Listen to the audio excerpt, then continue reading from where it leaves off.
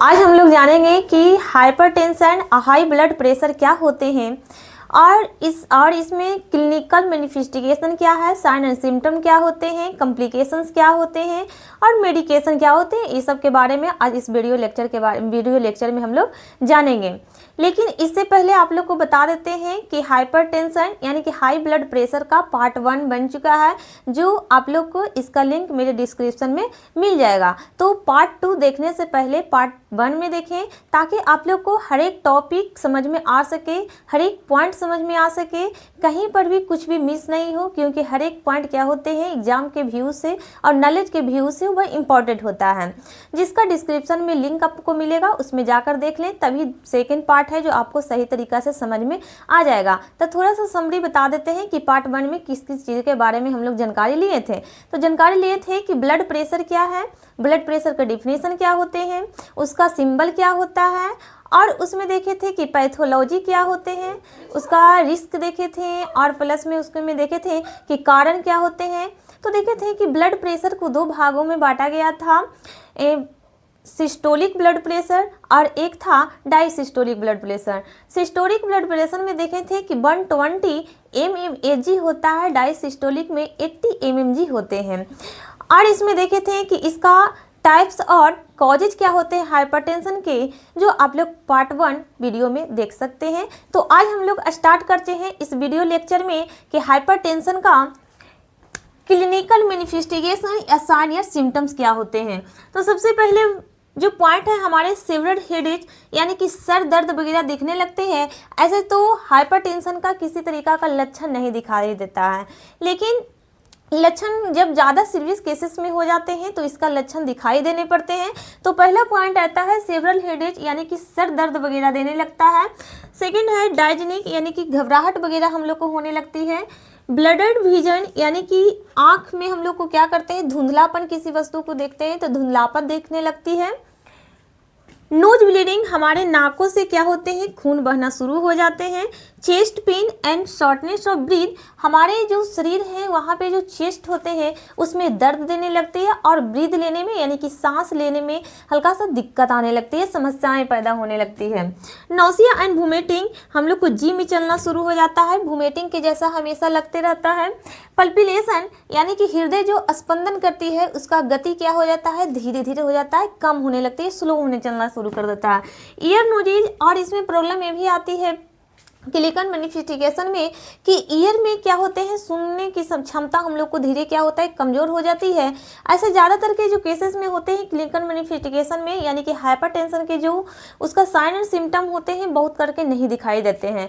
जो ज़्यादा हाइपरटेंशन का क्या होता है केसेस यानी कि क्राइसिस में चला जाता है, डेंजर में चला जाता है, तब इसका सिम्टम हम लोग को दिखाई देने लगते हैं। चलिए आगे देखते हैं कि कॉम्प्लिकेशंस क्या होते हैं हाइपरटेंशन में। तो पहला है हार्ट अटैक और हार्ट फेलियर।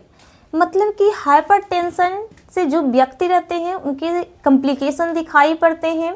तो वह पहला ही होता है हार्ट अटैक, यानी कि हार्ट अटैक से वह व्यक्ति क्या हो सकता है, ग्रसित हो सकता है।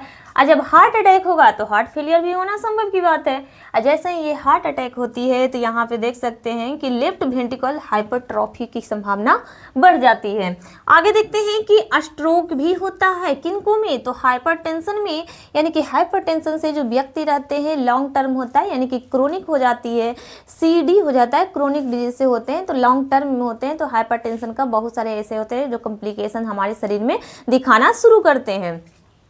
आगे आता है किडनी फेलियर। इससे हमारे शरीर में क्या हो सकता है, किडनी फेल भी हो सकती है, रेटिनोट्रोपिपैथी हो सकती है, और पॉचिंग ऑफ फेरोटा हो सकता है।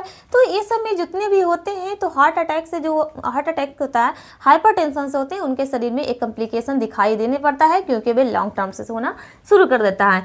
Left ventricle hypertrophy, vision loss. Vision loss के मतलब होता है कि हमारे जो आंख वगैरह की होती है, कान की सुनने की क्षमता होती है, किसी वस्तु को देखने की क्षमता होती है, ये सब में क्या हो जाती है, लॉस होना शुरू कर देता है, ब्लड विजन में दिखाने लगता है। पेरिफेरल आर्टरी डिजीज, यानी कि वह व्यक्ति क्या हो जाता है, हमारी जो आर्टरी होती है, वेन्स होते हैं, तो वहाँ पे जो क्या होते हैं कॉम्प्लिकेशन दिखाना शुरू करता है, क्योंकि वहाँ पे जो बॉलें होती हैं, दीवारें होती है, वे धीरे धीरे क्या होती है पतली पर हो जाती है, तो उससे बीमारी हमारे ग्रसित हो जाते हैं। तो पेरिफेरल आर्टरी डिजीज से भी वह ग्रसित होता है। अब देखते हैं कि हाइपरटेंशन से जो व्यक्ति रहता है उसको हम लोग चेक कितने कर सकते हैं, कौन कौन सा जो डायग्नोसिस होता है उससे हम लोग चेक करते हैं और पता लगाते हैं कि उनमें क्या दिक्कत समस्याएं रहती है। तो आता है डायग्नोसिस कर लेते हैं। तो पहला तो ये है कि अगर कोई पेशेंट है या कोई व्यक्ति है जो हाइपरटेंशन से लॉन्ग समय से वह क्या है ग्रसित है, जिनमें क्या होते हैं सबसे पहले जैसे ही जाते हैं उनके पास उनके क्या होते हैं बीपी यानी कि ब्लड प्रेशर का मेजरमेंट करना शुरू हो जाता है, बीपी उनका जांच की जाती है। आगे आता है ईसीजी इलेक्ट्रोकार्डियोग्राफ कराए जाते हैं, उनके दिए जाते हैं सलाह कि आपके शरीर को क्या होगा इलेक्ट्रोकार्डियोग्राफ होगा, जिससे उनके शरीर के पूरे तरीके से क्या होते हैं जाँच होती है, पता चलती है कि कहाँ पे कॉम्प्लिकेशन दिखाई पड़ती है। यूरिन एग्जामिनेशन यानी कि उनके शरीर के जो मूत्र होते हैं मूत्राशय होते हैं उन्हें भी क्या होता है लैब टेस्ट में लेकर जाकर लैब से टेस्ट कराए जाते हैं यानी कि लेबोरेटरी में। कहता है ब्लड शुगर को हम लोग क्या करते हैं डायग्नोसिस करते हैं उनके शरीर से कि क्या है कितना लेवल पर उनका शरीर में पहुंचा हुआ है। किडनी फंक्शन टेस्ट यानी कि वह क्या हो सकते हैं उनका चेक कराया जाता है, किडनी फंक्शन टेस्ट भी होते हैं कि लंग्स किडनी है वे दोनों सही हैं या नहीं है। ड्रॉपर अल्ट्रासाउंड यानी कि उनके शरीर को क्या होते हैं ड्रॉपर अल्ट्रासाउंड भी क्या कराए जाते हैं। ड्रॉपर का मतलब होता है कि एक अल्ट्रासाउंड हुआ, दूसरे होते हैं ड्रॉपर अल्ट्रासाउंड। ड्रॉपर के मतलब हुआ कि उसके हायर से जांच कराई जाती है ताकि उनके जो पिक्चर होते हैं बस सही तरीका से आ सके और क्लीन आ सके, ताकि डायग्नोसिस करने में हम लोग को आसानी हो, उसके पहचाना जा सकता है।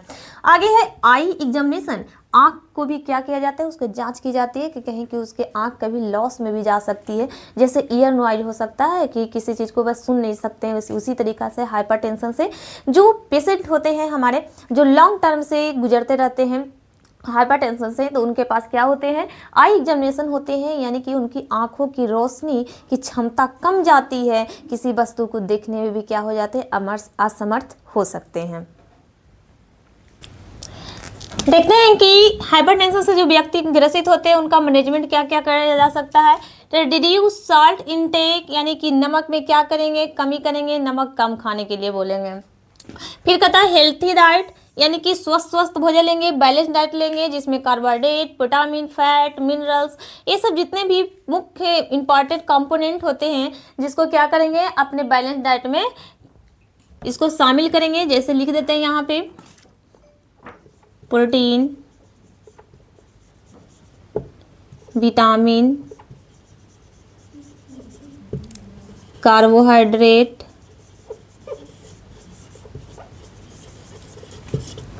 फैट मिनरल्स, ये सब क्या है हमारे बैलेंस डाइट है यानी कि संतुलित आहार है, जिसे क्या करेंगे अपने डेली लाइफ में जो खाना हम लोग करते हैं भोजन के रूप में लेते हैं, डिनर लेते हैं, ब्रेकफास्ट लेते हैं, ये सब में क्या करते हैं हेल्थी डाइट के लिए ये पांचों प्रोटीन को रहना हमारे शरीर में बहुत आवश्यक है, जिसे हम लोग क्या कहेंगे न्यूट्रिएंट कहते हैं, नेसेसरी है यानी कि इसेंशियली रूप से देते हैं। अगला है रेगुलर एक्सरसाइज यानी कि एक्सरसाइज इसमें करने के लिए कर सकते हैं। तो एक्सरसाइज अपना अपना तरीका से है, अब एक थोड़ा सा देख लेंगे कि किस तरीका का एक्सरसाइज करना है, लेकिन हाँ ये जरूरी है कि एक्सरसाइज हम लोग को करना है ताकि हमारे शरीर का जो मेंटेन है वह बना रहे। वेट रिडक्शन, अगर वजन वगैरह शरीर में ज़्यादा है हाइपरटेंशन से जो ग्रसित व्यक्ति थे लॉन्ग टर्म थे तो उन्हें कुछ क्षण के लिए मैनेजमेंट के लिए क्या करना होगा अपने डेली लाइफ के लिए उनके पास जो वजन है वह वेट हो चुका है उसको क्या करेंगे कम करने की कोशिश करते हैं। स्टॉप स्मोकिंग एंड अल्कोहल, और जो धूम्रपान करते हैं अल्कोहल वगैरह लेते हैं जिसे हम लोग शराब कह सकते हैं, ये सब लेते हैं तो उन्हें क्या करेंगे कि कम करने के लिए कहेंगे, यानी कि इसमें जो मैनेजमेंट करना है जो स्टॉप करेंगे ना के बराबर लेंगे। स्ट्रेस मैनेजमेंट, और हाइपोटेंशन से जो ग्रसित व्यक्ति हैं उनको किसी तरीका का तनाव वगैरह स्ट्रेस वगैरह किसी तरीका का चिंतन वगैरह करने की क्या करेंगे संभावना कम से कम हो, उन्हें किसी तरीका का तनाव स्ट्रेस कमजोरी इस सब के लक्षण जो दिखाई पड़ सकते थे उनको किसी तरीका का हम लोग सोचने विचारने का लक्षण उनको नहीं दे सकते हैं, यानी कि स्ट्रेस उनको लेना नहीं है।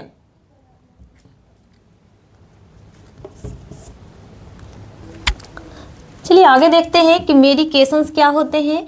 एसी इन इनहिबिटेटर यानी कि इसमें कौन से मेडिसिन देंगे, द इनलेपियर लिसिनोरपिल, ARBs लोवेस्टर्स, calcium channel blockers, amlodipine, nifedipine, nicardipine, diuretics, hydrochlorothiazides, beta blockers, एटिनोस, मेट्रोप्रोजोल।